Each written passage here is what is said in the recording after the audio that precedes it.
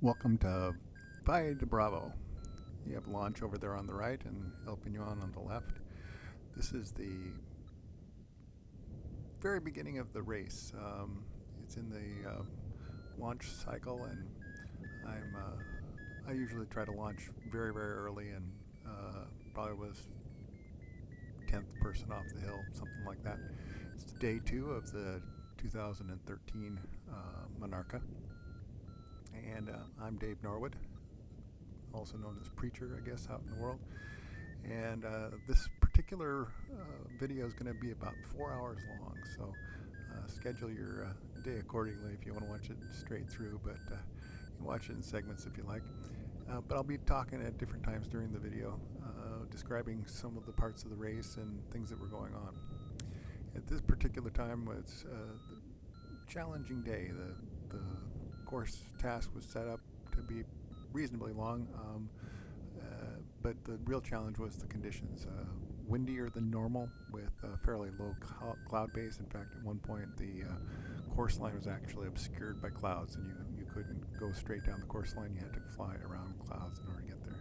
See that there's already a pretty good gaggle up there. We're a bit to the south of launch, more so than usual. The lift was a little bit stronger out there, and what you'll see over the next 10-15 minutes or so is a real battle of back and forth, trying to get to the top of the gaggle, and it's really challenging sometimes, and often very frustrating when you work and you get a good lift and it works well, and then next thing you know, you're down at the bottom again. So enjoy it, and I'll try to keep my comments to a minimum, but inform you when I see something that was interesting or particularly frightening, or anyway, we'll see how it goes.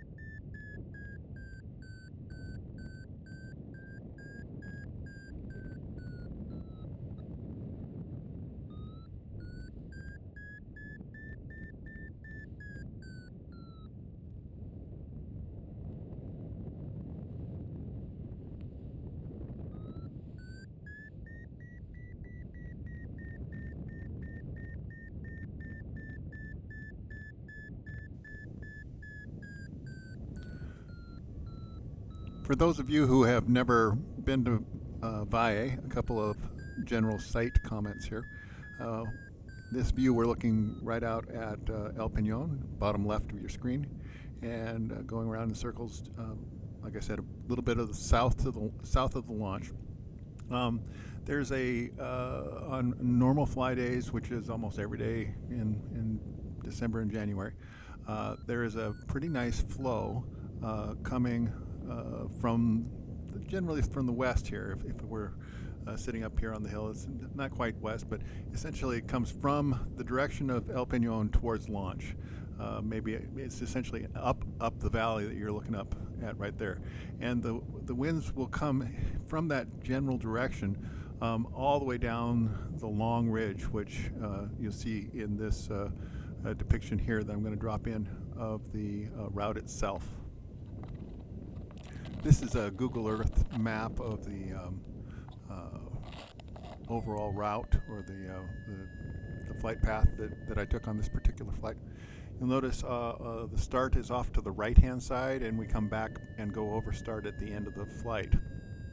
You go at normal classic cross-country route out of Valle de Bravo is to head down the to El Peñon and out towards Espina, which is on the top end of the, if you look at the two red lines or the oval, essentially take the route as a start on the right hand side and go counterclockwise around the course.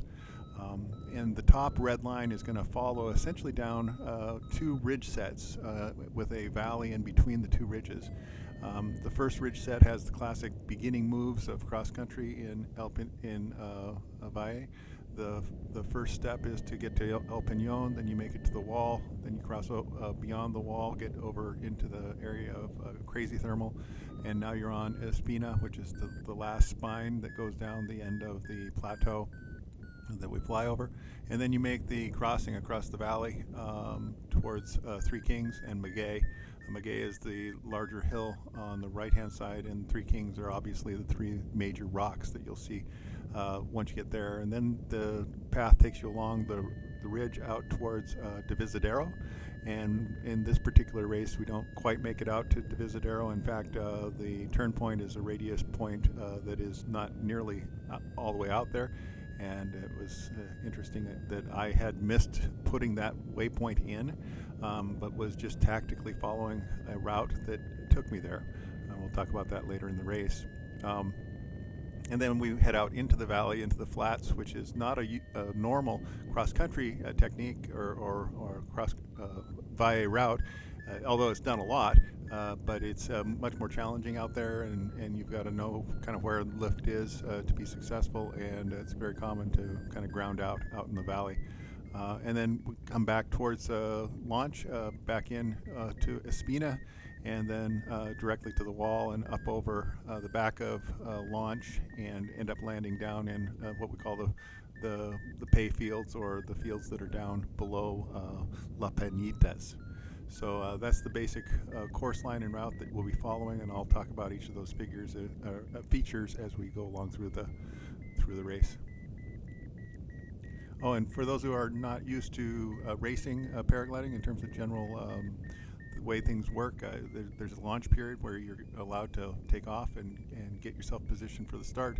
And the start is a cylinder that is usually 400 or 800 meters around, that you need to be in or near, or some line in the sky that you need to be in or near at a certain point about an hour and a half after they start letting you launch. And so we're in the process right now of trying to get ourselves to the launch cylinder. I think the launch cylinder for this was right over El Peñón itself, but I'm not sure. You'll hear the starting gun go off, and I'll comment on that when that happens. In any event, it's quite a while to get yourself to where you want to be at the start, and that's what's going on during this segment of the race. Once you start the race, then you try to make it to each of the waypoints as quickly as possible. In this particular race, like I said, did reasonably well. I think I may have come in as high as 10th, 11th, 12th, which in this group of pilots was really quite good. There was 120 pilots in the race itself. And overall for the week, I placed right in the middle of the pack at about 48th. That was my final standing in this Monarca.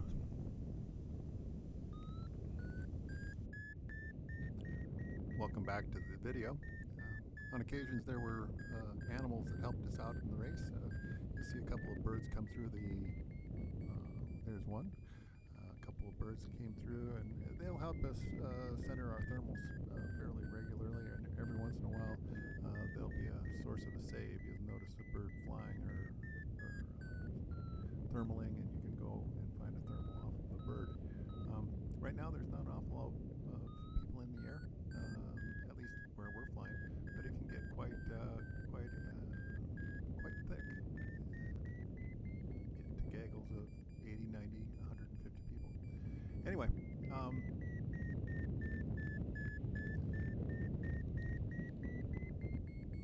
now it's just the process of trying to get as high as you can and try to maintain that height and work our way over to altitude.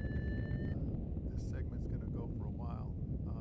Not a lot happening. You'll get a chance to watch what happens when you enter into thermals with lots of other gliders. The whole gaggle process tends to be a situation where you push out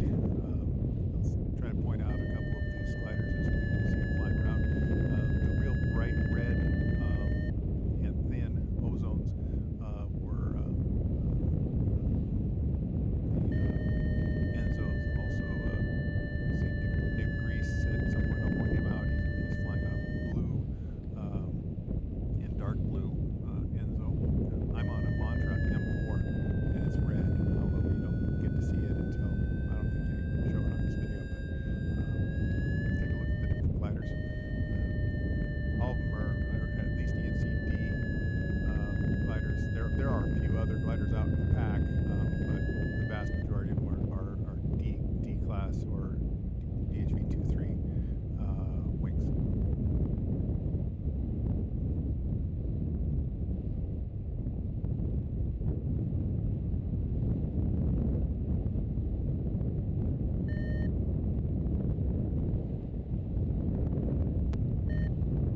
If you look across at this point, you'll notice that we're barely at the top of El Peñon in terms of altitude.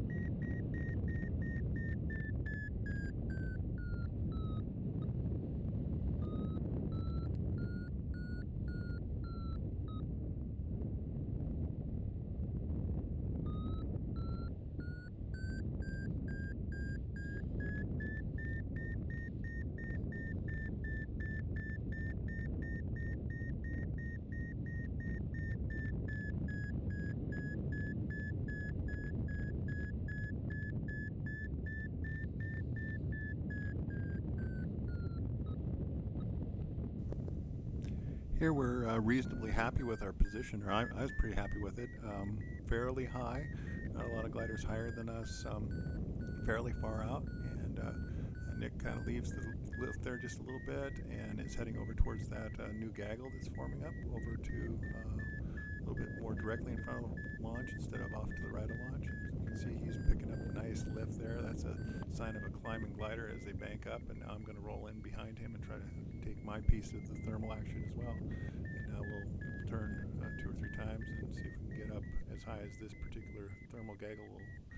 It's a combination of 2 good things. One, it's a nice thermal, but 2, we've got 2 or 3 or 4, 5, 6, 8, 12 gliders below us pushing it, lifting us. At the same time, you can see there off in the distance a whole flotilla of gliders that are working up off of launch. They've gotten high behind launch, and now they're pushing out. And they're looking with anticipation to get into the lift that we found here that's further out.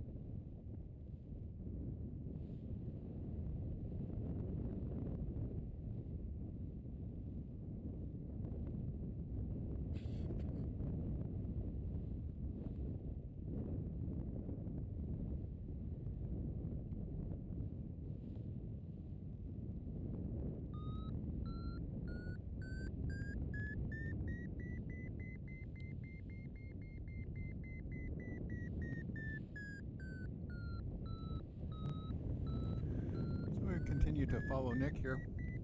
He's pushed out in front and is beginning to circle in a thermal, and I'm just entering into it now. You can hear the Vario starting to really crank, and so now we're going to do some cranking and banking. We're out further in the valley than most everybody else. You'll see as we come back around, the whole flotilla has been following us because there's been no lift behind, and they're all on the way.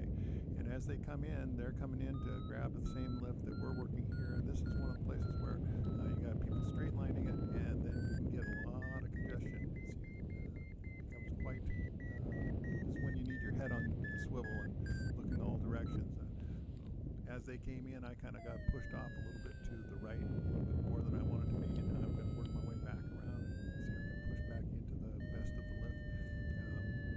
It was at this point that Nick, because he was the first, was able to get a little bit better centering on the core. He didn't get punched out or pushed out like I did. You can see it doesn't take very much. All those gliders went in over just a little bit over to the left of that primary core, and I wasn't in it.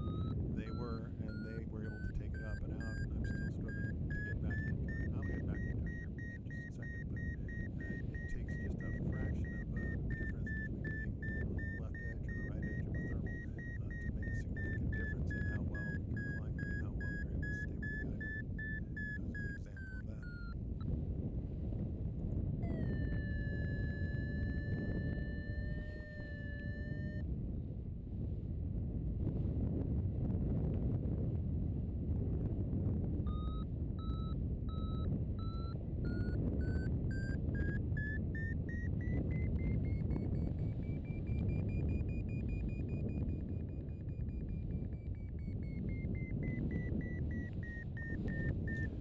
But if you can find real nice lift, like I just flew through there, and if I can stay in that, it's real interesting. It doesn't take very much time in very strong lift to put yourself bang right up at the top of the gangway again. And I've found it again here. I'm circling well in it. You'll hear with the Vario that, boy, this is working well, and others will come to join, but I'll also make pretty good progress towards the top. I don't quite make top of the stack, but it's definitely a positive situation right now. This strong climbing thermal, because there aren't any other gliders right by me, but I'm climbing really well compared to them. See, basically climbing straight up the back edge of the stack there.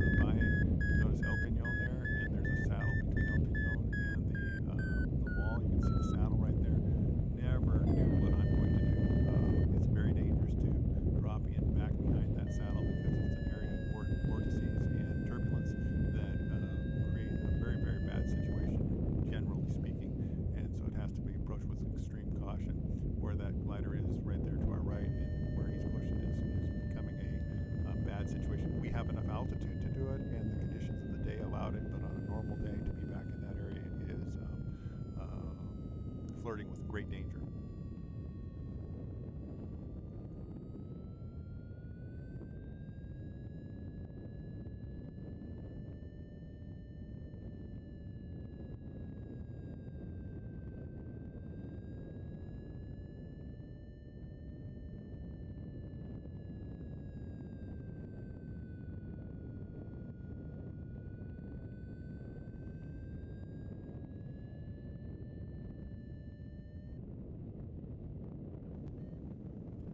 At this point, I'm clearly aware that we are deep and heading over towards the wall via the saddle, and I don't like that idea. And the only reason that I'm willing to do it is we were pretty high, and also that I had a glider in front of me, so I would be able to see what kind of air I was going to be flying into. And if he was going to face a lot of turbulence or difficulties, I could keep an eye on him and make my decisions to leave the area if I wanted to. I'm just far enough behind him that I'm able to make those calls and decisions, and we're working together. I mean, he's not benefiting from me, but I'm definitely benefiting from him, both making that move directly to the wall. You see a little bit of bouncy turbulence there that he's running into, but not severe, so we continue on.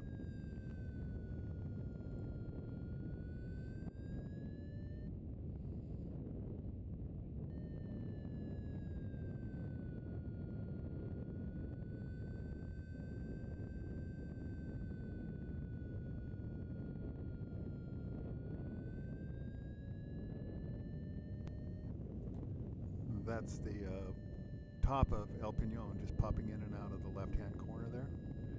And the wall is setting up on our right here. As we come through the saddle, the decision has to be made. How close do we want to be to the wall? That's where the best lift is, in theory, but also potentially greater turbulence, because we're heading directly into the wind, and there's this saddle that creates quite a rotor that you can get in trouble behind. I'm getting a little more lift out in the middle. My partner over there is getting a little more sink near the wall. We're just sort of dancing and playing the game. We're essentially shooting the gap here.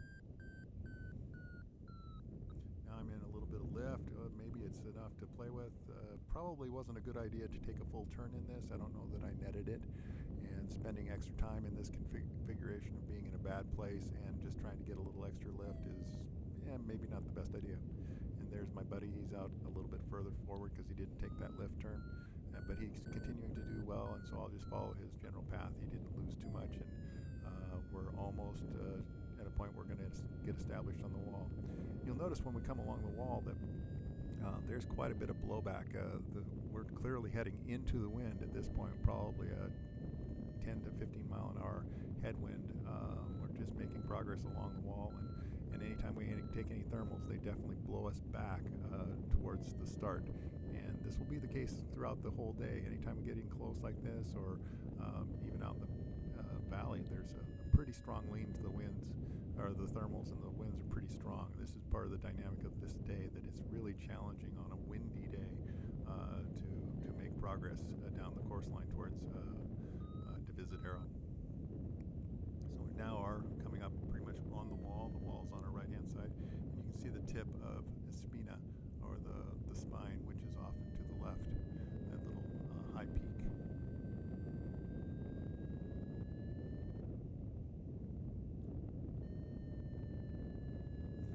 On the right-hand side here, there's a little hut or outcropping. You'll see it as we come around the corner. It's kind of the beginning of the wall proper. Once you get to it, you've made it onto the wall, and it's coming up on the right.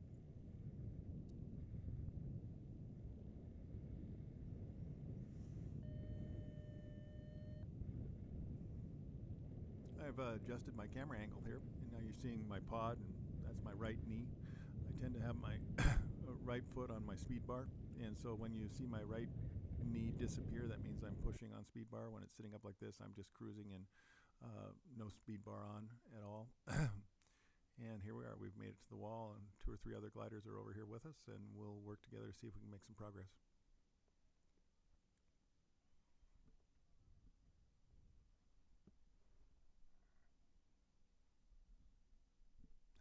there's that little hut or picnic area that not a good landing zone. Now you can see how much we get blown back. Definitely downwind on this cycle of the little thermal turn, and we'll work as a group. So we were talking about different wings. That little green wing in front of us, I think, is Ice Peak 6, and the red one over there is an Enzo, or maybe a Gin. That might be a Gin. Yep, it's a Gin that we're following right now.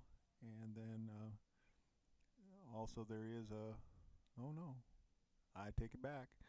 That's a Enzo, or it could be a Mantra 4, but it's a ozone wing.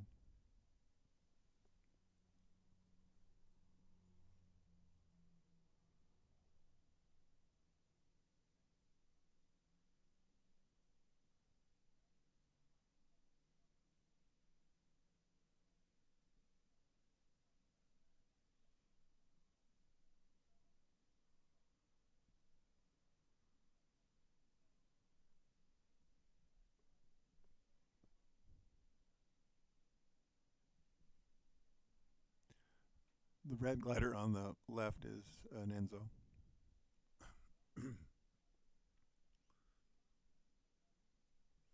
You know, it's possible they may have had R11s or R10-2s in this competition. That's also a possibility. It might be an R10-2.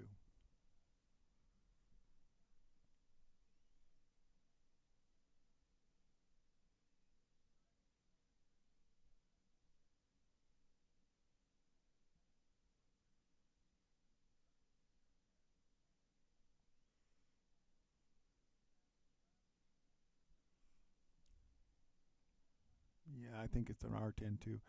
They are so skinny, such sexy wings. We'll see that wing or his partner. There was about 2 or 3 of them throughout the race. Really, really nice wings. And you'll get a chance to see some asymmetrics at close range, close to the rocks, and some other things that'll be fun. So we're now on the wall, working the wall, fighting the wall. The goal is to get up above the wall, and normally the thermals will roll up and over and behind the wall. They roll over pretty tight to the ground, and then you want to get pumped up and back. We're making our way to the next feature, or the next climb feature, which is called the G spot. It's a place where we get regular good lift. This is not it, but we're getting closer.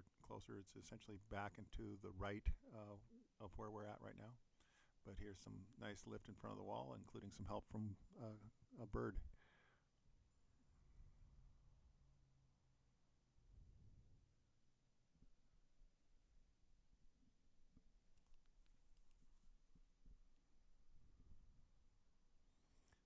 Rather than a full turn, just a sachet back and forth, a little S turns to work this lift until you get to the place where you feel comfortable making a full 360.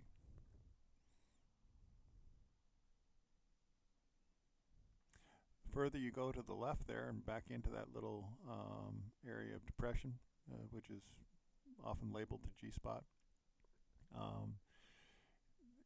it gets more and more turbulent back in there. So you're kind of a combination. Yeah, there's probably more lift, but there's also probably more turbulence, and so it's a dance with a combination of fear and abilities and willingness to take risk. But we are making good progress here. It's a nice lift, and we're almost to the point where we can take, we're taking a full turn around here, and the thermals and the wind, prevailing wind, is kind of now moving from our left to our right, and so as we're also pushing into it right here, there's direct downwind at that point. And as we whip around, we'll get pretty darn close to the canopy, and you don't want to fall out the back of the thermal here when you're coming around this close to the ground, because if you fall out the back, you're basically in the trees, and there isn't much hope for you. Got to stay on the middle to leading edge of these thermals.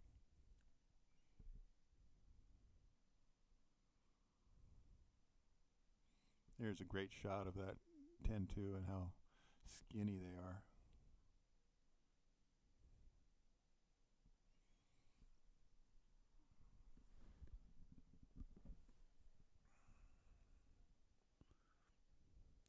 He's decided, I think, to make a push over towards the G spot, or maybe all the way over to the second plateau. And there's a wall in front of it as well. I don't know if he's going to make it all the way across over there or not. We're looking for a little more altitude. Today is such an unusual day in terms of the winds. They're really quite a bit stronger, and they're coming more from the south. Because they're stronger, it's an unusual day. And so my goal throughout the whole day was to stay as high as I could all the time, make moves when I could, or if I had to, and just stay high, stay high, stay high, and try to have as many gliders around me as possible. I think that's generally a good rule for racing, at least when you're not at the very top of the pack.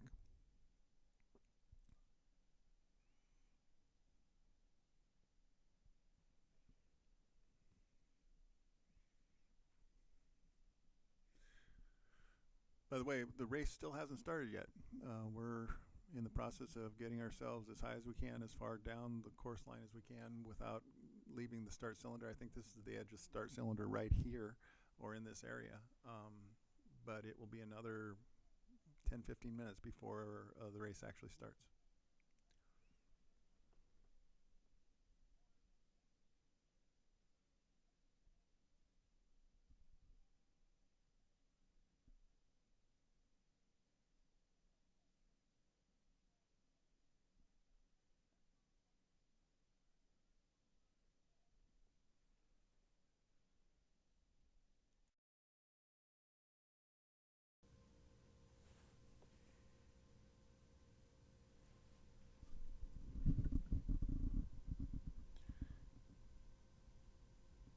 That sloping ridge to the left is kind of a ridge that slopes down into the left.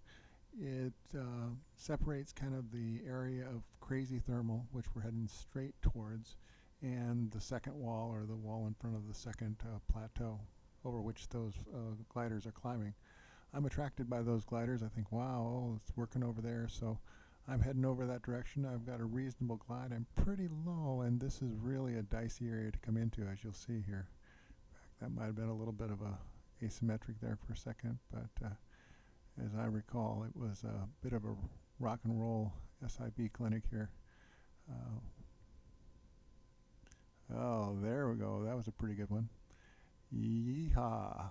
And you punch yourself into those sorts of things. It makes you a little bit leery about what's going to come next. Normally, you kind of a little too low to go over the trees at this point, so I'm kind of pushing straight forward, knowing that I'm going right into the heart of the crazy thermal source. Part of the reason they call it crazy thermal is it's not only is it squirrely in terms of the directions it goes, it also can be very turbulent. The standard winds kind of come up and over, and it's a bit of a rotor area right there, right where I'm going into a rotor area, and it's a strong thermal generator at the same time. So the combination of the two makes it really, really tough. I'd be on full speed bar if I could to kind of punch out of there, but I'm a little too nervous to run full speed bar. So just waiting for a little bit of lift and hoping I can make it through without too many problems. And then eventually I'm going to just punch on full speed bar to get around the corner and get out in front of it here.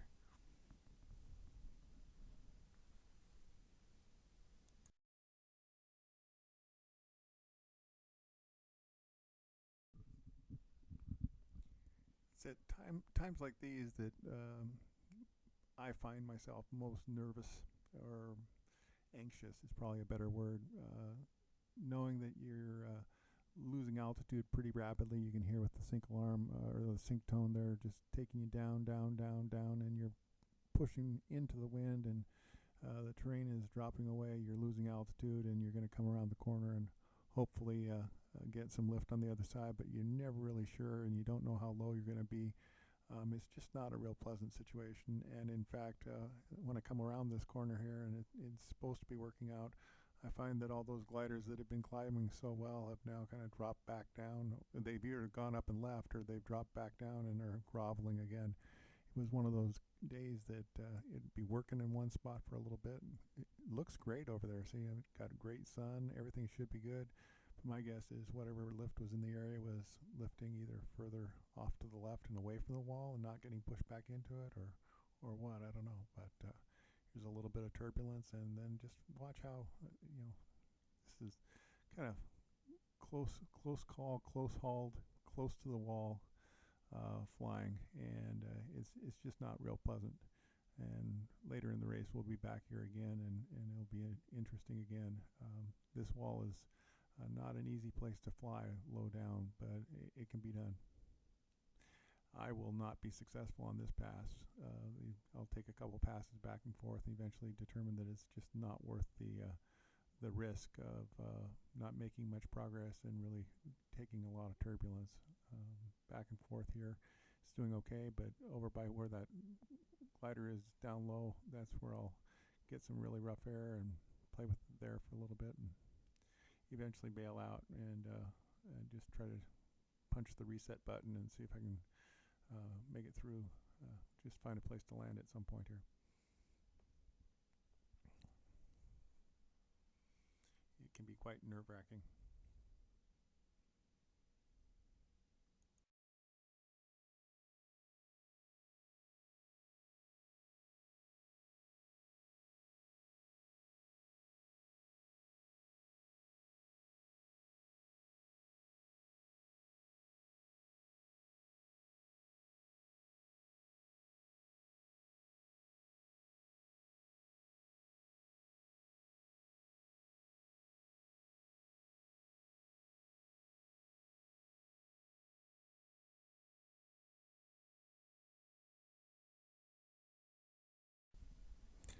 As I come along here, it's a combination of hopefulness because there's sun, but also a bit of dread that there could be some pretty significant turbulence right in here real close. That red glider down below is making a little bit of progress, but I'm in better shape than he is in terms of altitude. Even so, I'm not happy with where I'm at. That wall right there should be a nice little stopper for a bit of lift, but also it could be just punching right into the lee of a little turbulent ripper. We'll see how it goes.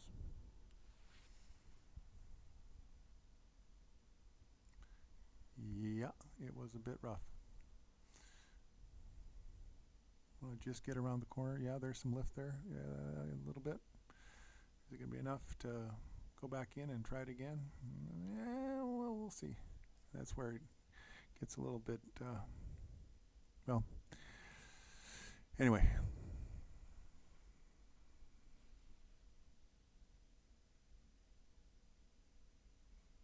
Go back in and take another bite from the nasty apple. This is kind of the last chance here, because if I can't get something on this that punches me up and above the wall, I'm going to have to leave. Maybe try just a little around the corner. No, it's still kind of shaded out, not a lot of heat on the ground, so time to bail out. Maybe, we'll see.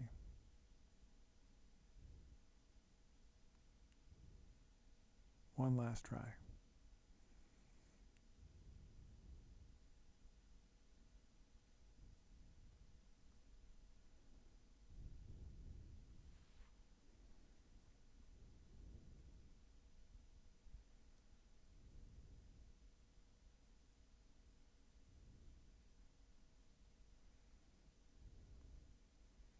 Oh, he's climbing. Maybe I can get into what he's climbing. A little bit of sun there. See how that's creating a bit of lift?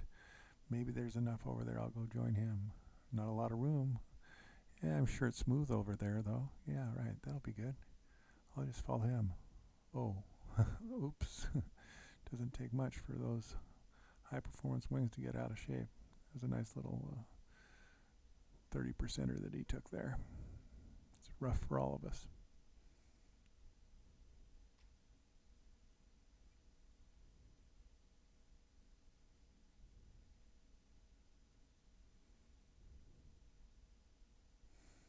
Okay, so we're not getting any lift. I'm not finding good lift in the best place. I'm not finding much lift in the worst place.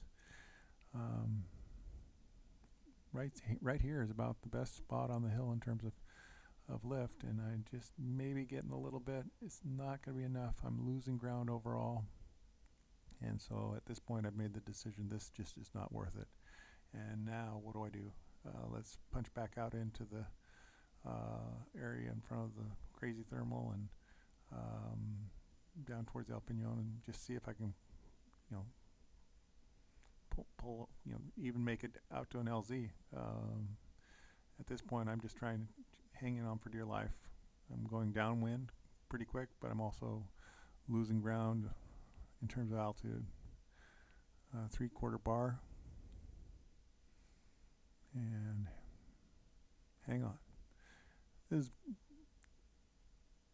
just about as not terrifying, but anxiety producing as it can get when you're pretty deep like this, a long way to any sort of landing area without trees. And yeah, there's probably going to be a little lift between here and there, but chances are the day is over, and just hope I can get down without landing in the trees.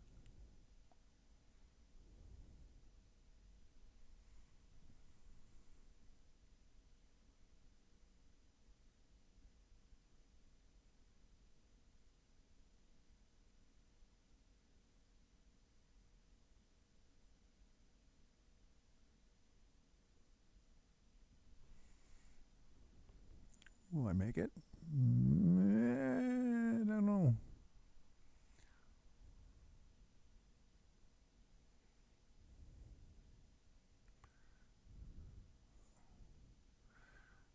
Maybe I can punch over those. Maybe there'll be just enough lift right at the edge of it. And then a little beep, beep, beep. Oh, maybe. Yeah, oh, and just when I'm thinking I gotta set up to land, there's just enough. Yes. Just a little bit. Okay. Now I've made it, at least I can land. But maybe I can more than land. Maybe I can work this a couple more turns. It's got some punch to it. We got some sun. It's a good spot.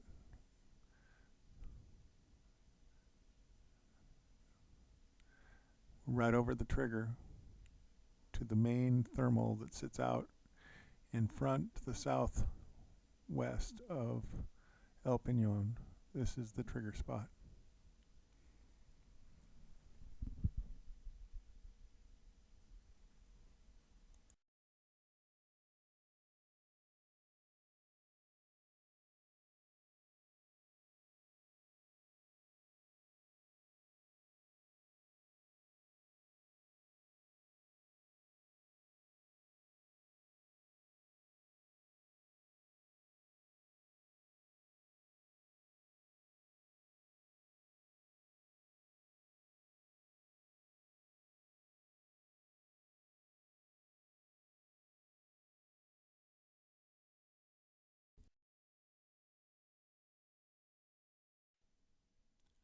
Low saves like that are a real kick.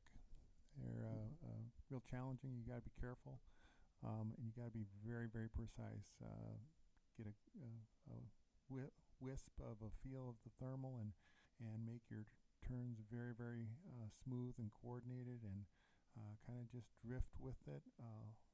That's probably the best recommendation in terms of low-level saves. But always be aware of where you're going to have. If you bail out or fall out, you're going to almost immediately have to land. So usually the first two turns are critical, but then once you've made your first two turns and you've gained your 45, 75 feet, now you have to get very focused and make sure that you stay focused on centering the thermal. Don't relax, because if you do fall out, you won't have time to refine it at 400 or 500 over. So by the time you get to this altitude now, though, it's so you can relax and say, oh, okay, now I'll just start working this thing for efficiency, and let's climb, and we're back in the race. And who knows how it's all going to pan out in the long run, but this is a save in the process, and then a pretty nice direct climb to the top of the stack here at the Rock, El Peñon. It's one of the nicer saves that I've had. Um, there'll be at least one or two other saves in this race, and normally in a 3 or 4 hour flight, you'll have a save an hour, maybe, um, save every 2 hours, depending on long cross-country flights. So it takes that to put it all together. Um, this was one of the more fun ones, though.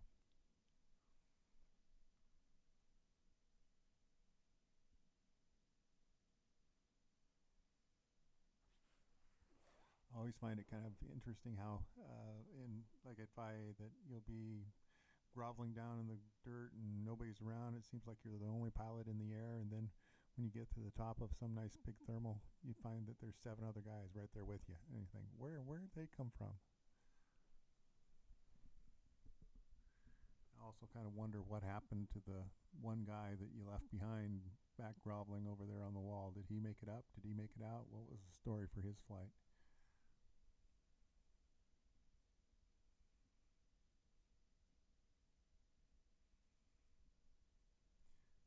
You can see at this point the sky is opening up a little bit. There's more areas, a larger percentage of sun in general right now. So it's looking up for the race now. We still haven't gotten to the start of the race in terms of timing. All this has just been prep work to get to the be in the start cylinder at the beginning of the race.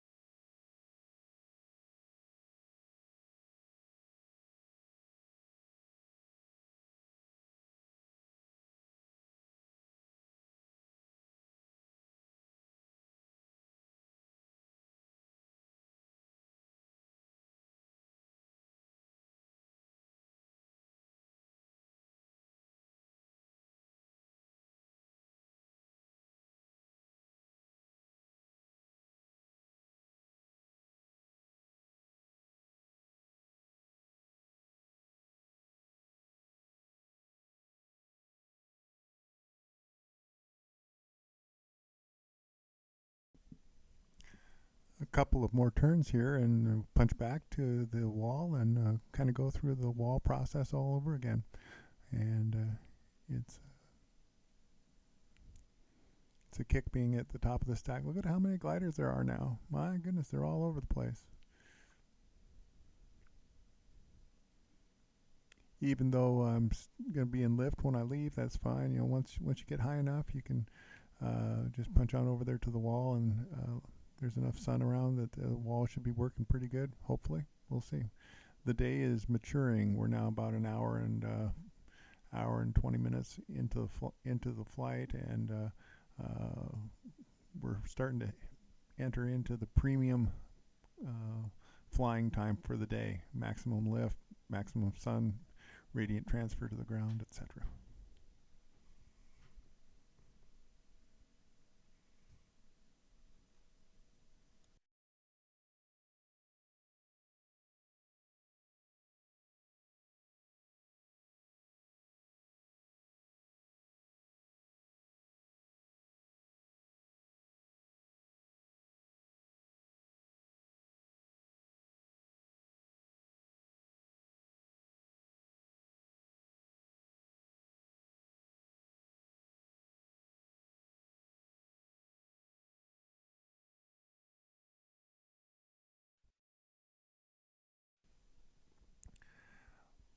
It may seem like I'm, heading a little over towards the same place I just came from, and in fact, that's what I'm doing. Depending on the lift, sometimes you can just bypass going to the wall and the G spot altogether and do it in one step. And so I'm kind of pushing directly towards crazy thermal here, and it depends on how well how lifty the line is. And I don't remember what I did. I think I dropped back. I dropped back eventually here, about mid wall, and go directly to the wall there. See some climbing gliders out in front of me, and I just make a run for those. But sometimes you can head just straight out in front and never go back to the back wall and go out to the front, where I had to bail out earlier if you got enough altitude. My climb was pretty strong at the El Peñon, so I felt like I could just make a punch straight over. Didn't go all the way. Hook up with these guys, get some more lift, and this will push me back towards the wall.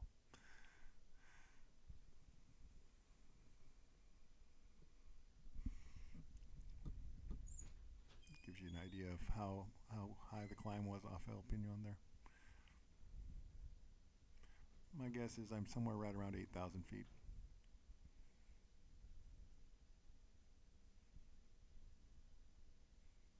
Typically, we like to be at about 55 to 6,500 when we leave launch for El Peñon, to give you a comparison. Over in this area, you get much higher lift. I think I top out, I mentioned it in the flight later, around 10,000, 9.7 or so.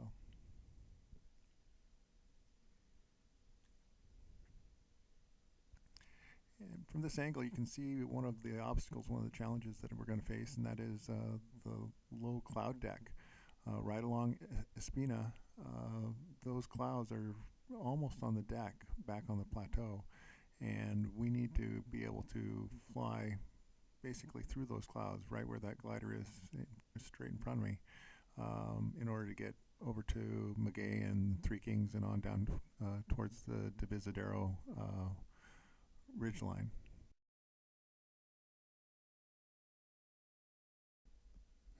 And there it is, the happy sounds of the start. So I'm assuming that it was an exit cylinder, which means that I was still inside the cylinder, and the time for the start of the race, which must have been about 1 o'clock or 12:30, I'm not sure what time it started.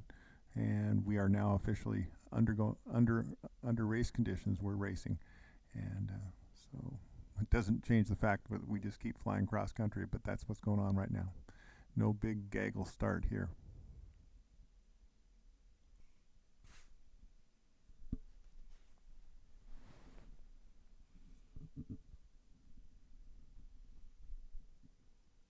I've got that lifty line that I was talking about.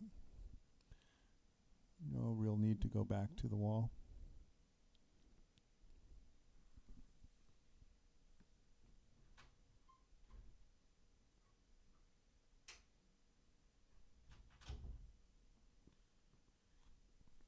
I've got 3 gliders out in front of me as markers. They're taking different lines and be able to check where the lift is. Now we're coming in. Now the G spot is, some people think it's right at the at that little saddle there on the right, but in fact most of that really strong lift is a little to the right and up on the plateau that we're passing on the right, that backs over the wall. On this particular day, there's going to be lift right in the saddle. I don't really like the saddle area. I find it a little turbulent and a little dicey, but it provides opportunities for lift depending on the wind and the conditions of a given day.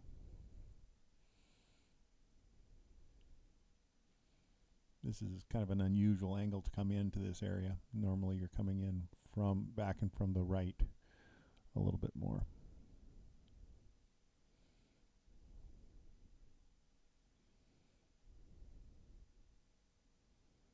And you get some pretty strong lift here.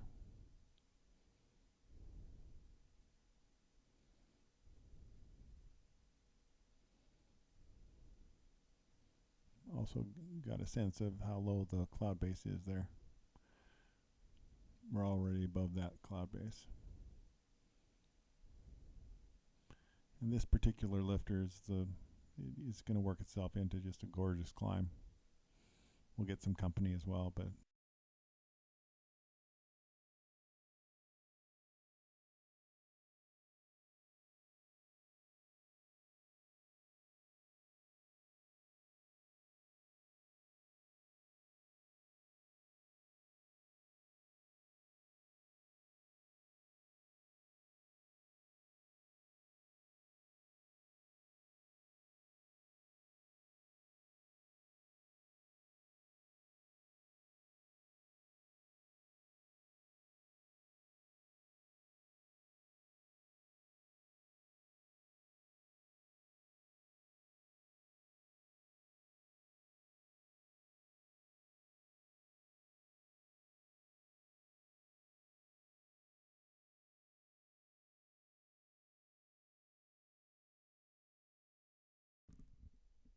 Here we're coming into the classic positioning of crazy thermal. This next lift is going to be a crazy thermal ride.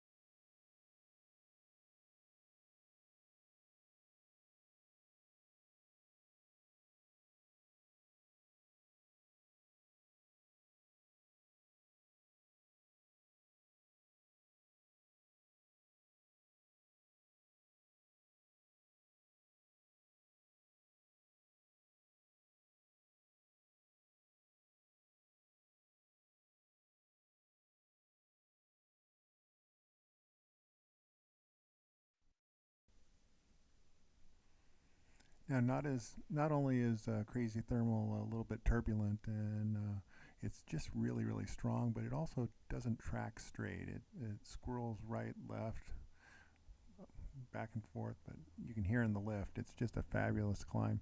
And yeehaw, here goes crazy. And I'm climbing between 8,000 to about 97.5 in this area here, and just try to stay in it. Because if you don't stay in it, well, it can get a little violent. That was probably a 40, 50%er, or maybe it was a big frontal. Don't know which, but rocked my boat. Anyway, I love crazy thermal when it's being nice to you because you climb like the dickens, but you got to put up with some thermal turbulence in the middle of it. Now I'm feeling like I pretty well topped it out, and it's still climbing. I'm on a nice climb, lifty line, and just slide along, maybe punch through a little baby cloud here and head on down towards Espina.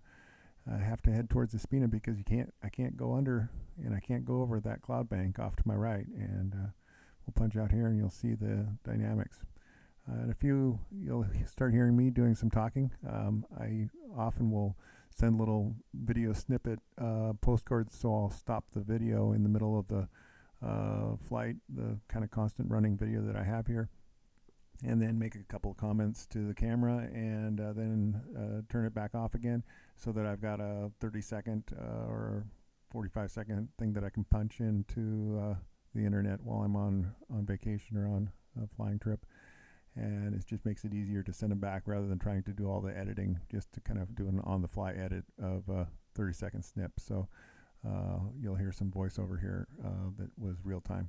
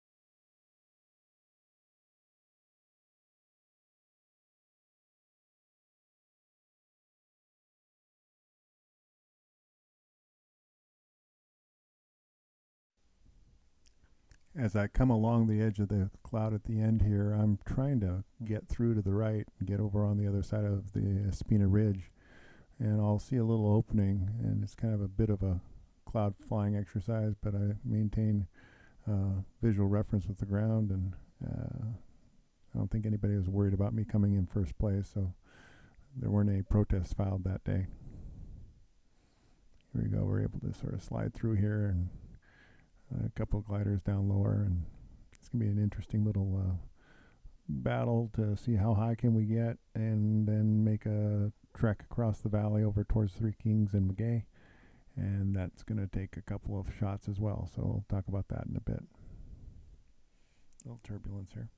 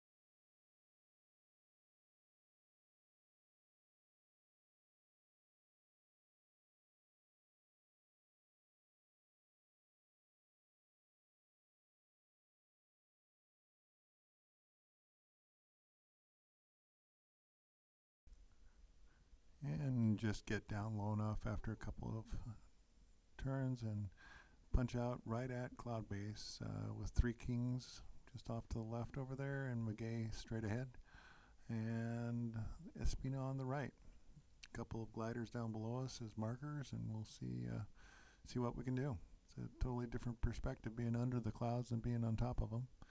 And the decision is, well, do we make a break for it right now because that's as high as you can get and as good as it's going to be, or what? And take a look at how much clouds and coverage of sunshine on the valley. It's potentially, it might be okay. We got San Pedro down there to the left, and might be able to make it across. So I think what I do at the beginning here is I actually kind of make a punch out for it and just look at a straight shot for the Three Kings. So you can see there's a couple of gliders that are out in front, and one that's way out there. He's making reasonable progress, way lower than a normal departure. Normally you want to leave that plateau up on just to the north of Espina at about 9,000, 10,000 feet before you make your valley crossing to Maguey. Here we're below the top of Maguey, and so we're probably somewhere around, maybe 6,000, 5,000, 6,000 feet right here. And so it's going to be hope we can make a cross with a little bit of lift and a little bit of luck, and turns out I decide that I don't think I can make it, and I do a retreat and head back to the wall and try to get back up again, and maybe try for a brighter crossing, a little more brightness to it, or maybe a little closer line to Maguey, because I'm going back now. I just don't think I can make it across. And you can see there's another glider down below me. That yellow one also had the same opinion.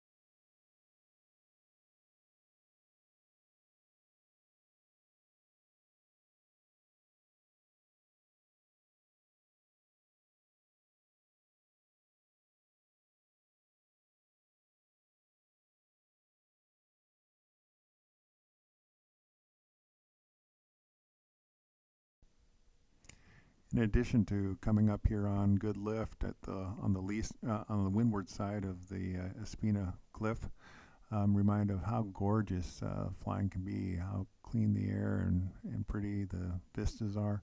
The Valle flying area is just spectacular. The colors are as beautiful, in fact, more beautiful than we show on some of the video.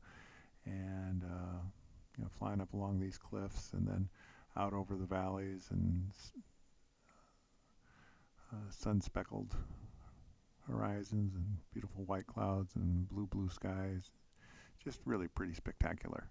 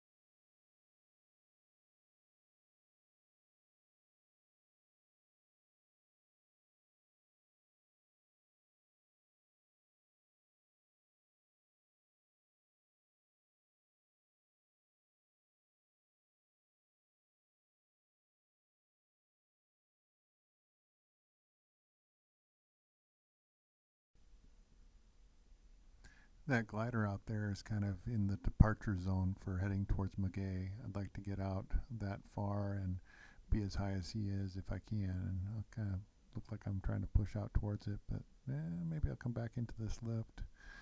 I'll play back and forth, but it takes some patience to get enough altitude to make the crossing to Maguey. If you don't go high enough, there's some challenging work to be done back on the other side. So it's best to make sure that you got enough altitude and then make sure you've got a nice lifty line as you go across. So it's helpful to have 2 or 3 gliders going over ahead of you or at least with you.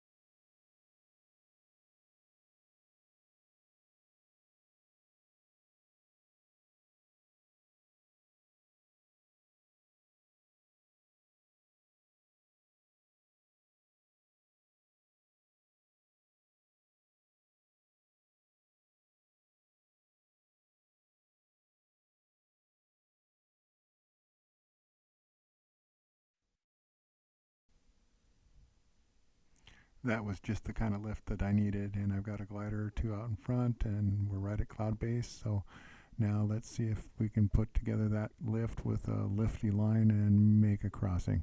That's Maguey, the high point off to the right out there, and looks like that glider is in front of me. He's going to push out and test it, and I'll follow, that's for sure.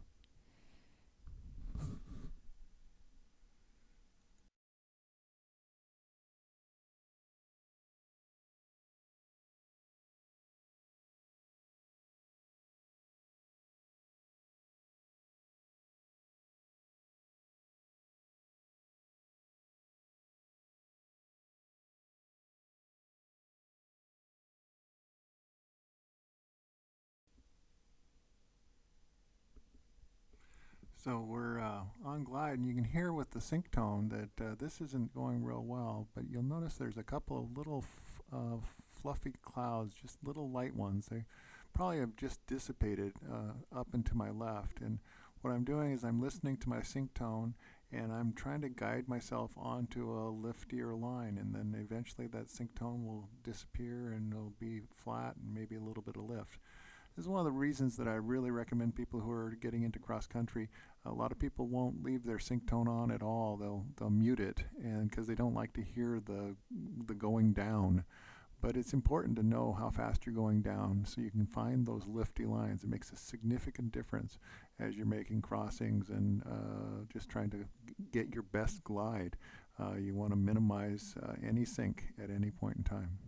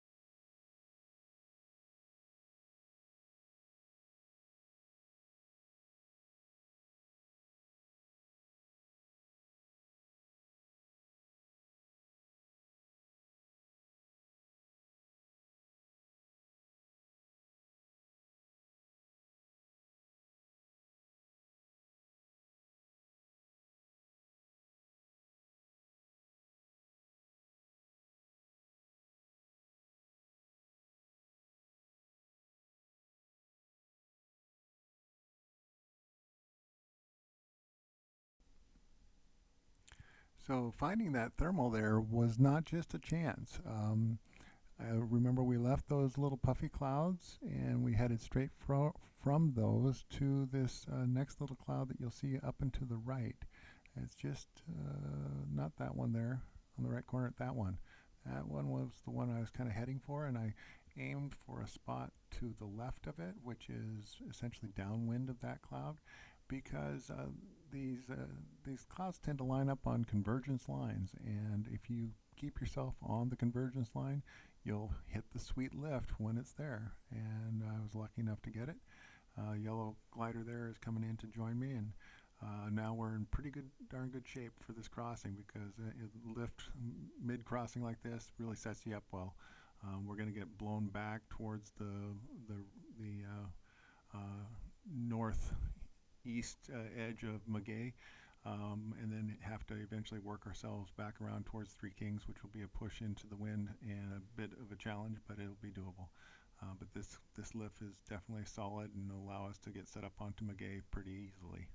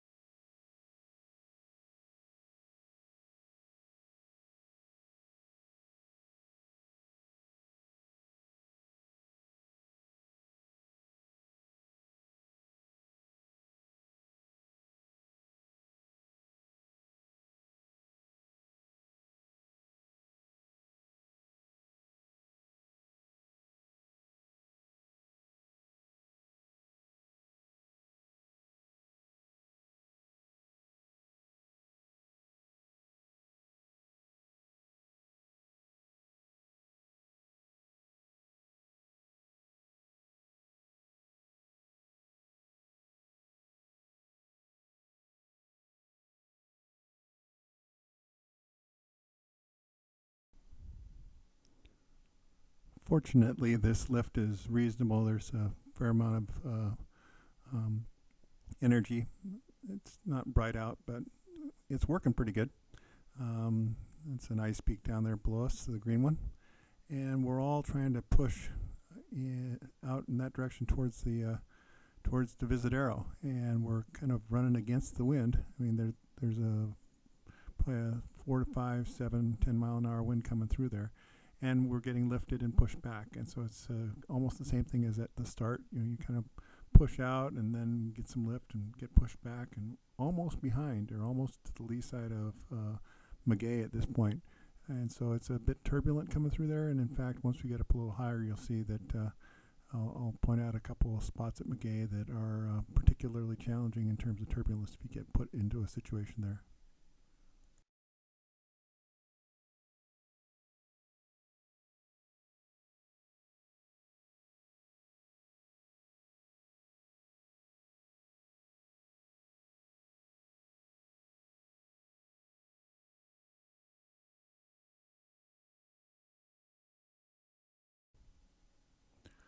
I find that it's at times like these that you have to be really patient. The temptation is to push on forward, push on forward, push on forward, but low down like this, kind of close right at the ridge top, it isn't until you're another 2 or 3 turns that you really get enough altitude to work with. And so even though the lift isn't real strong, being patient at a time like this is really important.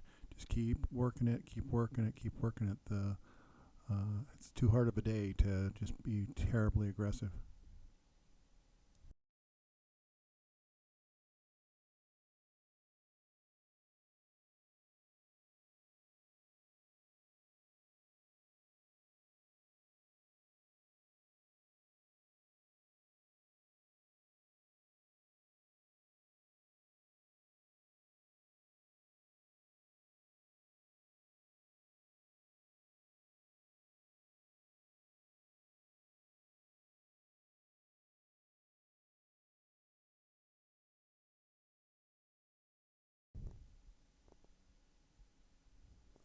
As we come around this last time, or next time here at the top of Maguey, this is a pretty typical orientation right there. We're looking straight down the course line towards Divisadero. You can see the 2 fields, the one close to down below us and the one off in the distance.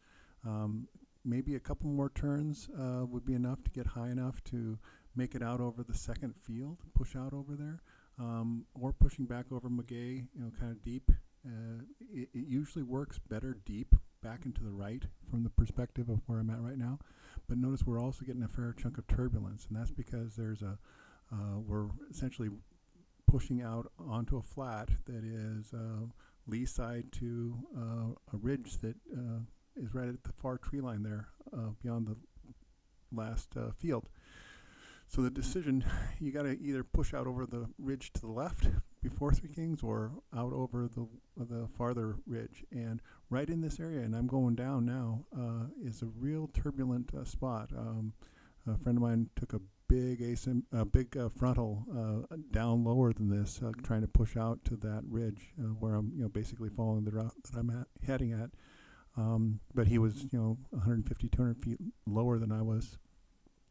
Or I am right now. So it can be really challenging. I'm on full speed bar, pushing out as hard as I can, basically against a 15-mile-an-hour headwind, to try to make it to the edge of the hill again. I got as much as I could get off of Maguey, and now I'm pushing out. And you can go either the direction I'm going, which is the safer route, or in theory you can go off to the right over the bigger field. But it better be a better day, and you better be a little higher if you're going to take that route. So I was taking the more conservative route here, and it's still challenging.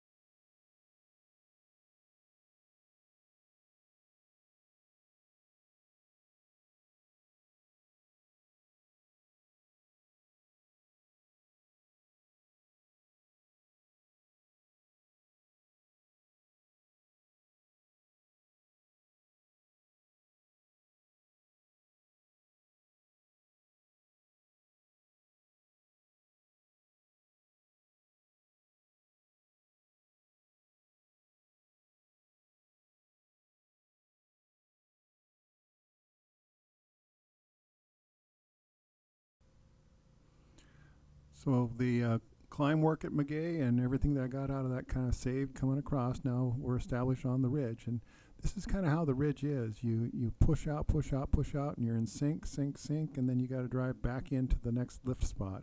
And we'll get a little lift here, and you push forward and push down and out, and then stay close to the ridge, and you'll get some lift coming back around as you move. And it's a little bit of a battle on a day like this to push on down this ridge line. It's just fun to watch and fun to listen to, I think. You can also go further out, as that glider is out in front of, directly in front of me right now. He's further out than the ridge, and depending on the conditions, there can be lifty lines along those lines as well. But watch and listen to how much up and down we take as we go along this ridge.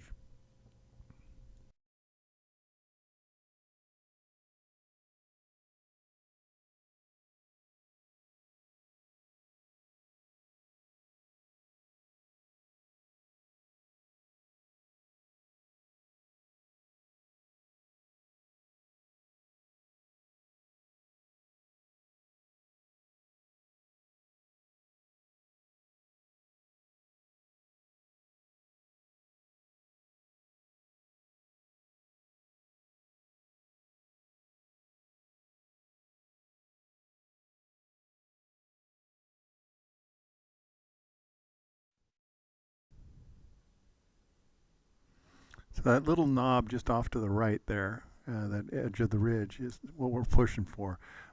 It gets you basically around the bend and into the windward push of the lift. So this is similar to going in the crack between El Peñon and the wall.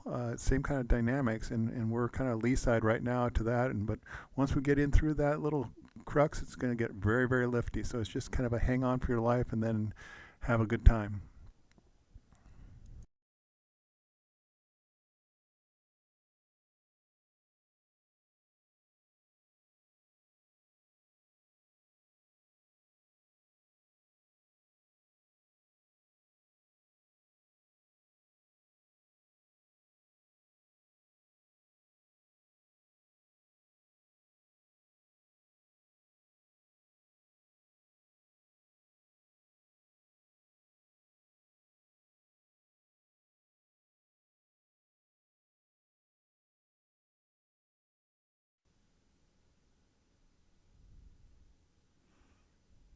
And there it is, just a little bit of lift, and it'll get stronger and stronger as we push in through here. I don't know if I take 2 or 3 turns here or what, but really starting to feel some stronger lift, and we'll just work this back and forth, get as much as we can, and then push forward again. You can see that's how there's a bit of a knob and a facing to the windward side there that holds the rising air, and now just drop over it and get as much as I can and make it work. Those gliders in front of me are doing similar things down the ridge, and the ridge has a number, the larger ridge has lots of contour to it, and what you do is you find where the streams of rising air are coming up through the little gullies and valleys in the ridge, and each one of them will have another lifty spot. And once you fly the ridge a couple of times, you'll learn where they are, and you build confidence in your ability to work your way down the ridge, because even though it looks like you're sinking into the Valley of Doom, like pointing this direction right here, and sinking really strong, you know that just a little bit further down the road, come around another bend, there'll be another lifty spot.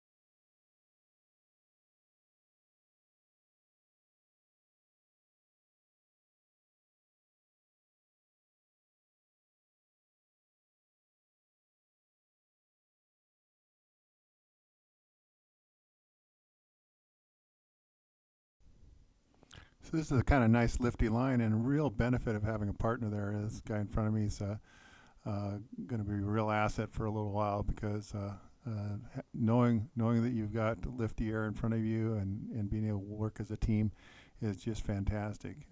There's 3 kings there sitting very. We've made it past 3 kings now, and the race is well. This flight is about 2 hours old now, so it's been a lot of work so far, and we're about 45 minutes into the race. There's really no real serious lead gaggle that I've been able to see in all the flying so far today. There's 120 pilots on course line somewhere. A lot of them dropped out early, I'm sure, and I don't remember looking at all the track logs, but the course was fairly well scattered, especially early, even before start. So it was a tough day for everybody. But this is without question a lot of work. And there he heads out, and I'll chase him since as long as he's lifting, I can follow in that lifty line as well.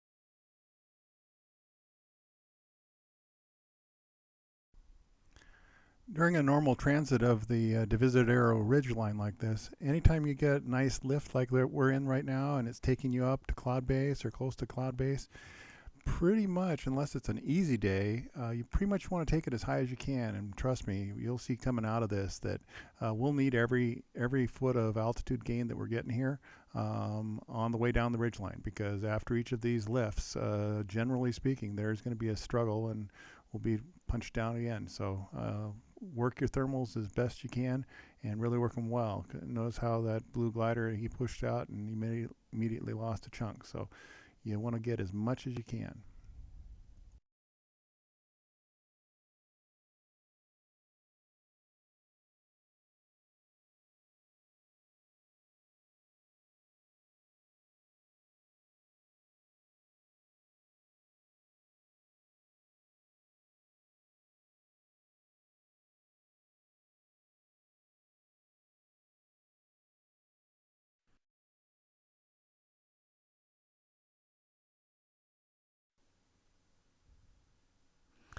This next segment here is a good example of how important and just to watch how other gliders and you perform with each other. We're coming into a situation where there's a fair amount of shadow out in the next segment. And with all that shadow, we're going to have to get good lift. And watch that glider straight in front of me, that blue ozone. He's sinking, sinking, sinking. And as he sinks down, just watch what happens to him. He hits a real ripper here that is going to provide him a fair chunk of lift. He'll take a bit of an asymmetric as well. Just keep an eye on him for a second. So we're pushing into this area.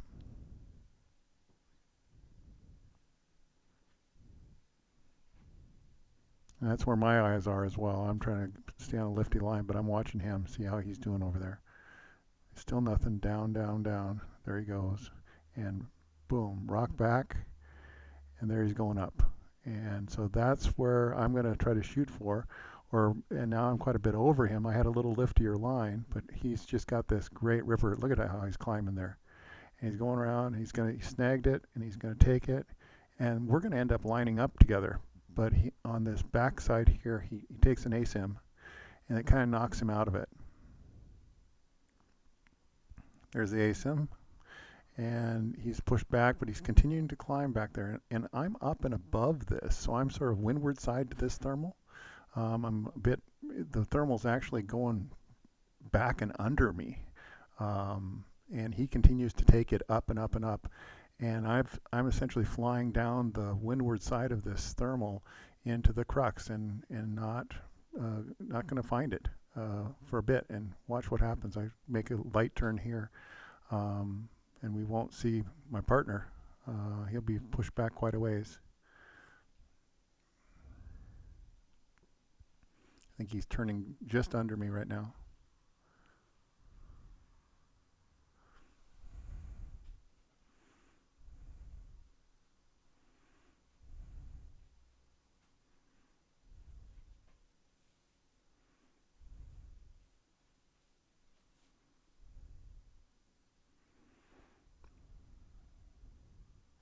trying to maintain, but look what he's done already. Now he's already gone back and is up above me and climbing well. And so now I want to see if I can find that. What's he in? Can I find it?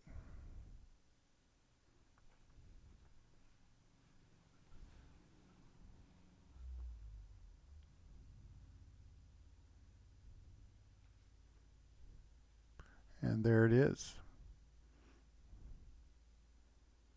And snag that puppy. That's the kind of lift you're looking for. You just want to crank in it and take it all the way as high as you can. Anytime you get lifters like that, you just snag onto them, grab them, and take them for all they're worth until you lose them, and then push on down again. And that's what we're both doing.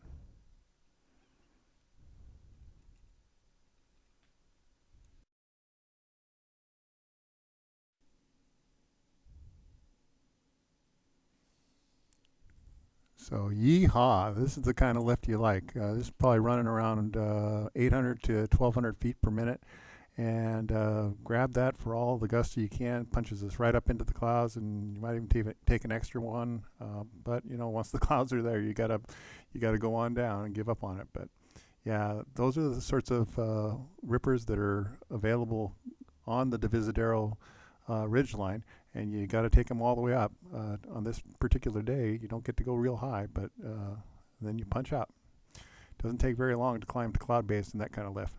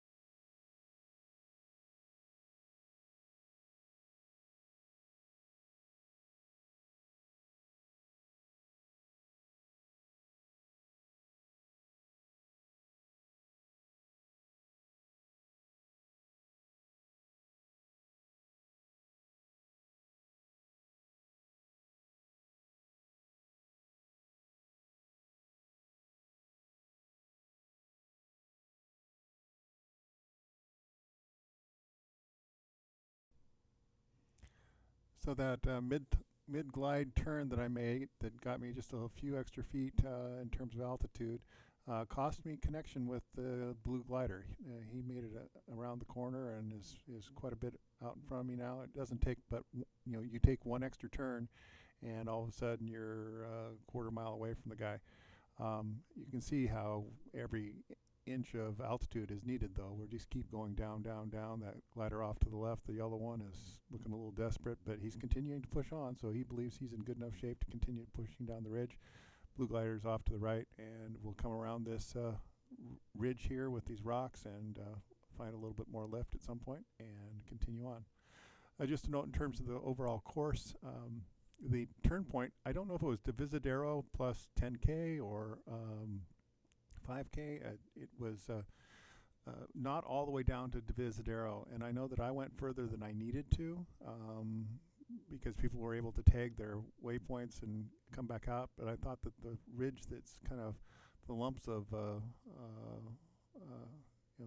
I ended up going further down course line than I may have needed to, if I recall properly. Anyway, it was we know we have to go further, that's for sure, on down the road towards Divisadero, because I'm either shooting for Divisadero or thought that that was the next turn point.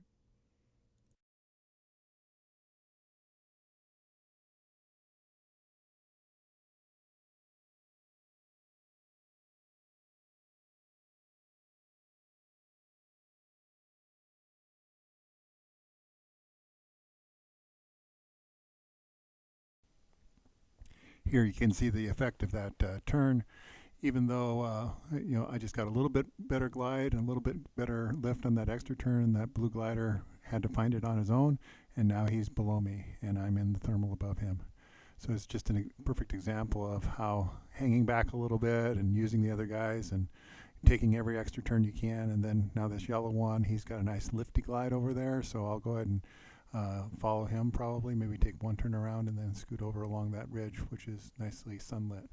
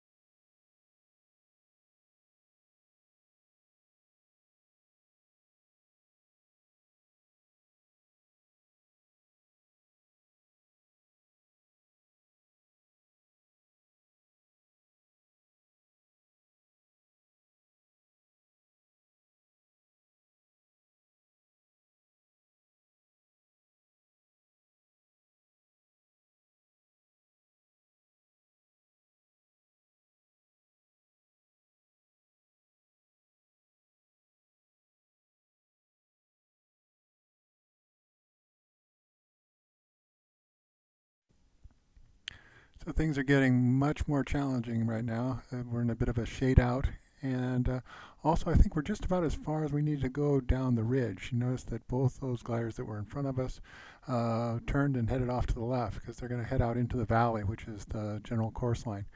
And I don't know how much further I go, but I do a little further pushing down the ridge, and then I'll make a turn around.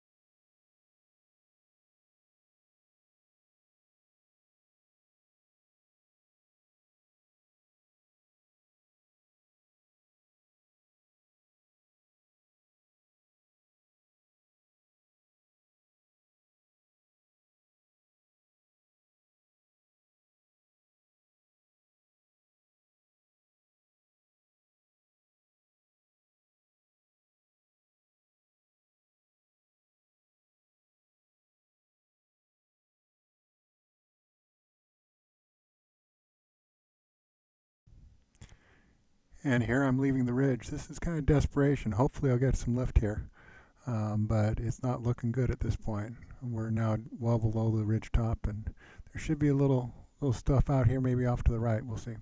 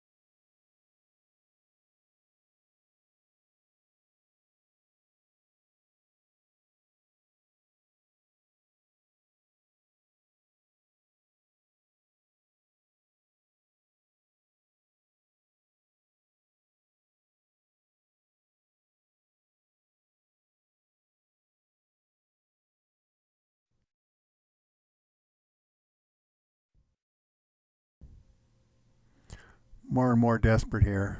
Just keep pushing. Hopefully over the ridge, right? That little knob in front of us should maybe. Oh, there we go. A little bit, a little bit, a little bit.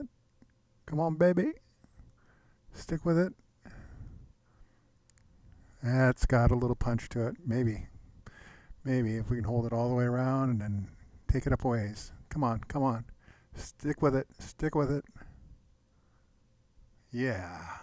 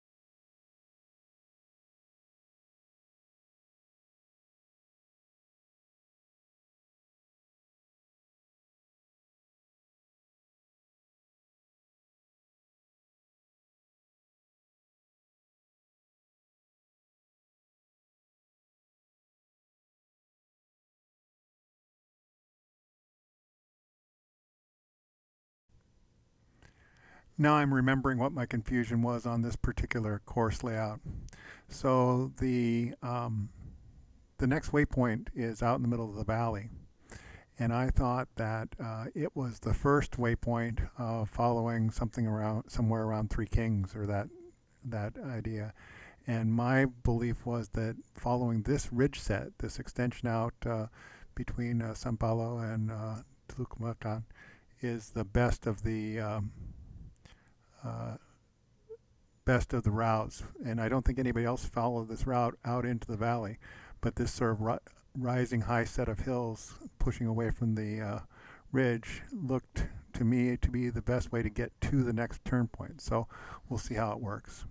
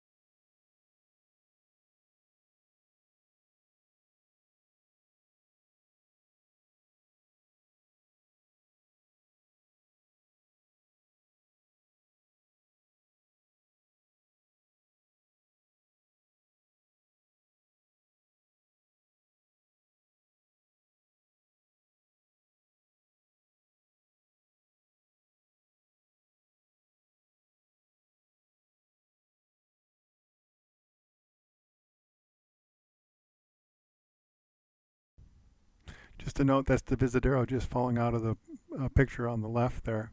For those of you who haven't been out in that area, there's the Three Kings. You can see how far we come down. I love the colors of this, the bright blue and the browns and the greens.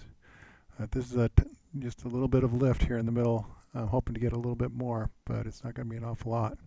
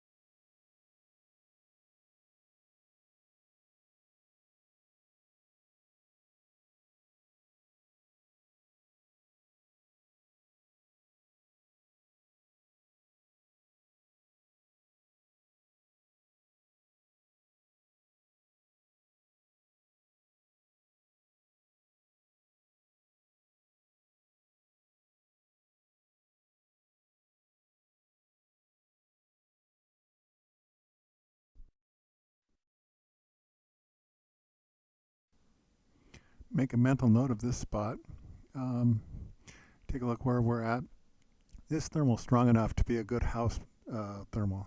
That's Zakozanapan out there, straight in front of me, and that's a significant town. And then look back and take a look. We got Three Kings over there, and the ridge top, and take a look at it where it is in relationship to Divisadero. So you can come down off of Divisadero over from Divisadero, it'd be off to the left a little bit, push straight out over here and take a look at this contoured ground, and this is a nice thermal to catch on the way out into the more quote-unquote flatlands.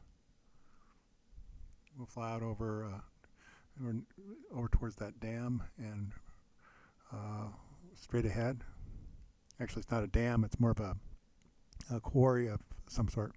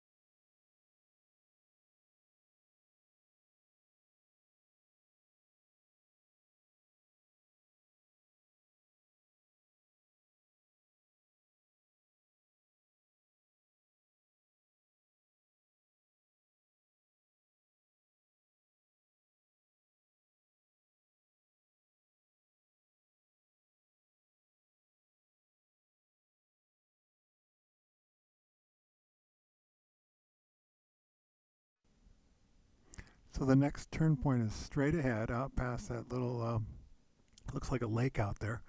And there's a bit of a hill off to the right of the lake. And that's where we're going to get our next turn point if we're successful.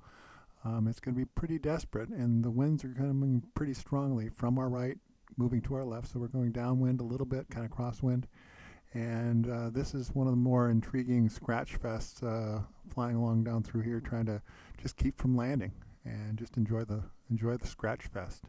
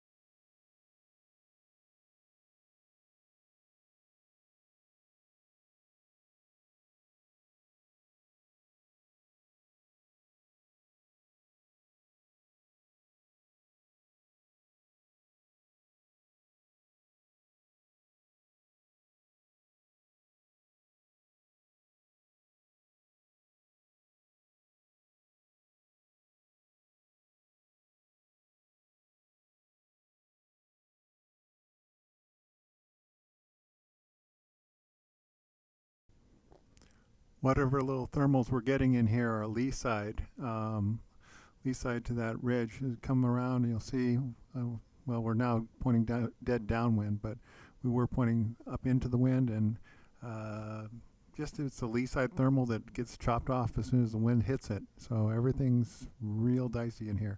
winds are tearing things apart as far as thermals, and uh, nothing will go very high, and pretty much everything's just spinning downwind, frisbee style.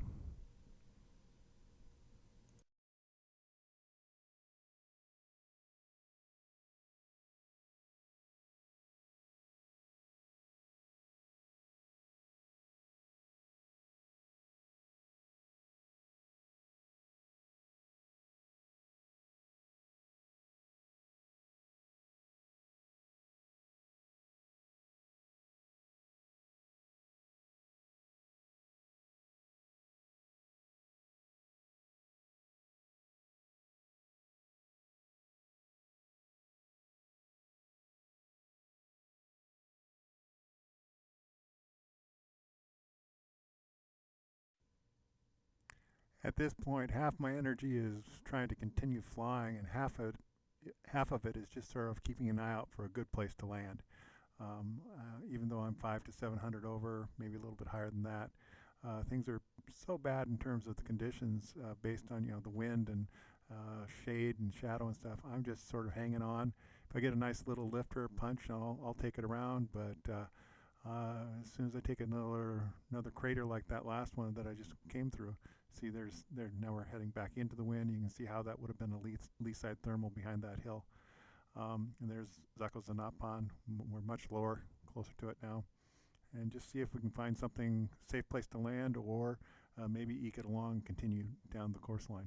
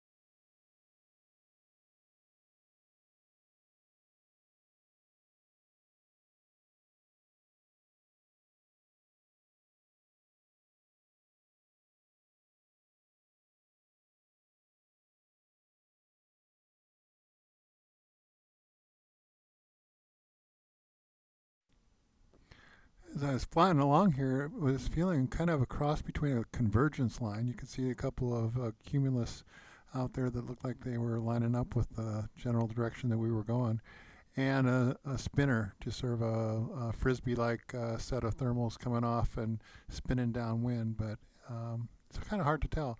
I think that we're in a lift that will link up with those three CUs that are up and to the left right there. 1, 2, 3. I think we're leaning. We're in a lift that's going right to them. Believe it or not.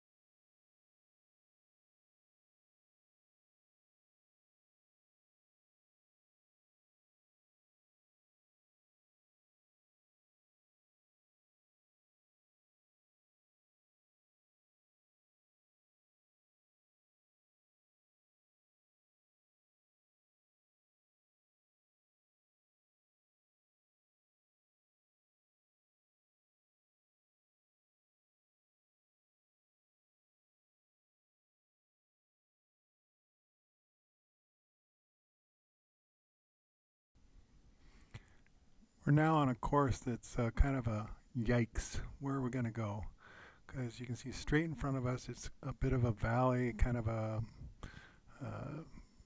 no good places to land down in that. Very vegetated trees and such. Off to the left a little bit, there's a road, but then that road goes over to a flat area. Flat area is not going to have an awful lot of lift. The lift's going to come out of that canyon, but you got to be close enough to the canyon to commit to being in the canyon. So it's a tough, or you can fly off to the right and land. It's nerve-wracking at this point as to where to go, but there should be some lift coming up out of the valley, right there, almost directly where we're heading. And if it comes, great. If it doesn't, we'll see how low I am.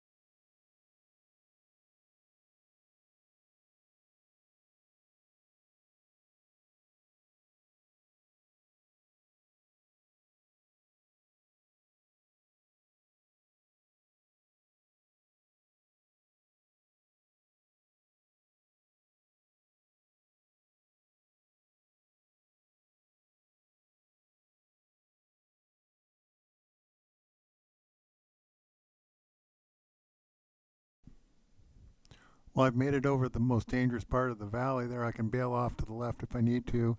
Obviously, not much lift as I'm sliding down, sliding down, sliding down. It's going to turn into a scratch. Head off to the left, set up for a landing.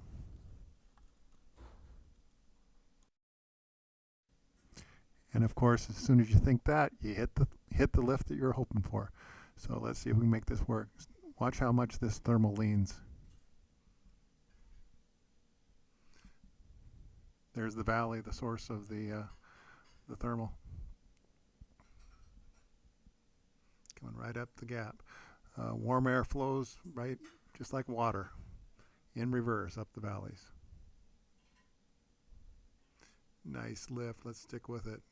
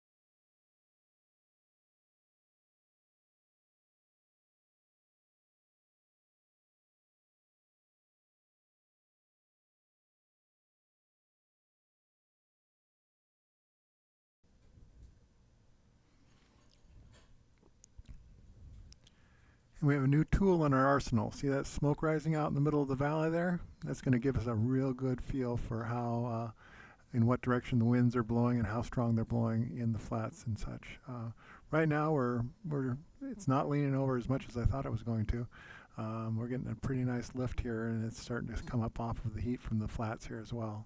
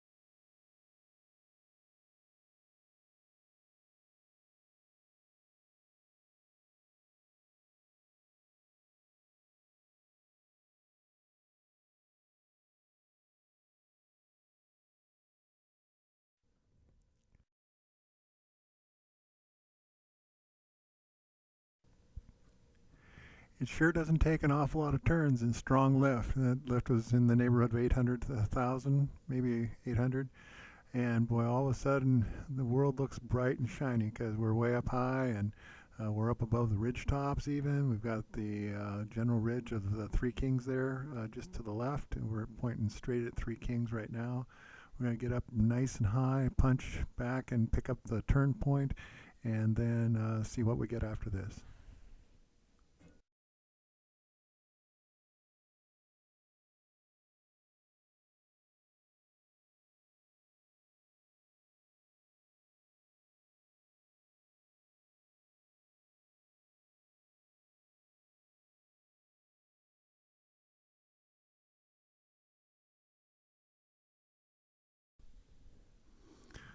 We're going to pick up a little birdie help here.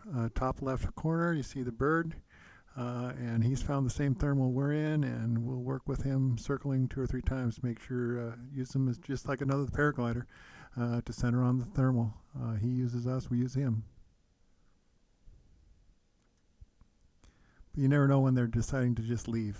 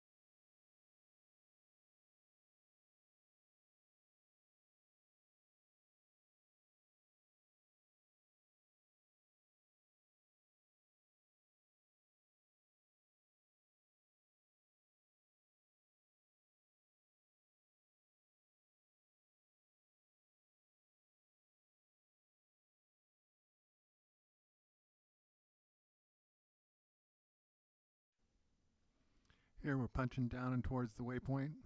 I've got it on my instruments, and I think I've gone to a manual mode.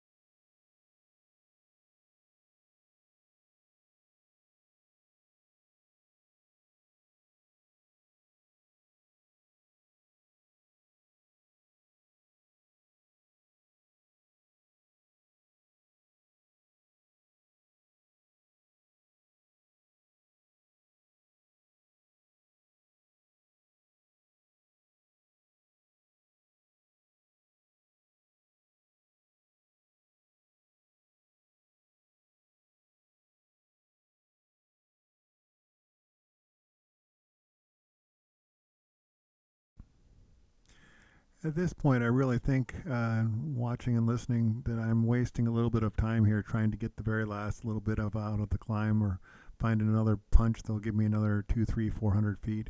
But this probably wasn't a real effective use of the last 2 or 3 turns. Once you get high enough and it starts getting real diverse in terms of up and down, and can't find the good center of the lift, you're better off to just head on out in your direction of travel. Figure the thermal's gone as far as it's going to go, and head out. I was a little delayed on that on this one.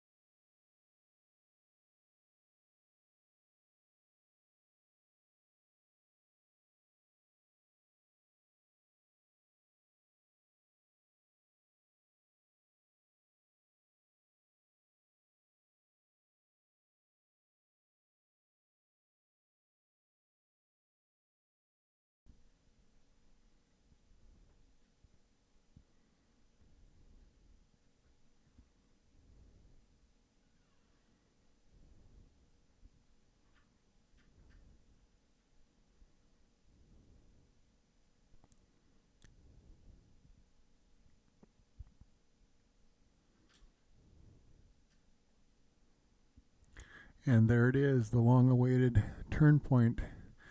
Music to my ears. So we'll continue turning around in this lift and top it out and then continue on down the course line. Where we're at out here is a ways away from everything. I'll give you an orientation here as we come around. There's that lake that we talked about.